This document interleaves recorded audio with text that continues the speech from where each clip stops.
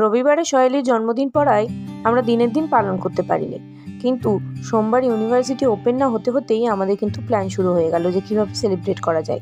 আর অদিতির তো বাড়ি ডায়মন্ডে, ওর কেক আনতে খুব সুবিধাও হয়, তাই ওকে জানানো হয়েছিল ও যেন কেকটা আনে, আর ও নিয়ে চলে এসছে।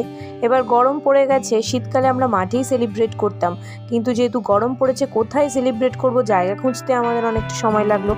তারপরে স্পার্কেল যে জ্বালাবো তার জন্য ইউনিভার্সিটিতে দেশলাই জোগাড় করতে আরও খানিকটা সময় লাগলো। সব কিছু শেষ করে মাঠে গিয়ে পৌঁছালাম একটা ছায়া জোগাড় করে। তো গিয়ে সবাই মিলে বসে কেক কাটিং শুরু হয়ে গেল। তারপরে এদিকে সহেলি সবাইকে কেক খাইয়ে দিচ্ছে। কেক তো সবাই এখন ভালোভাবে খেয়ে নিচ্ছে, তো এবার হবে কিন্তু আসল খেল। পুরো বানরের পিঠে ভাগ হয়ে গেছে, সবাই সমান সমান, আর এই ভাগের দায়িত্বটা জয়শ্রী করে থাকে। তো প্রত্যেকের কেক টেক একদম জমিয়ে খেয়ে নিলাম।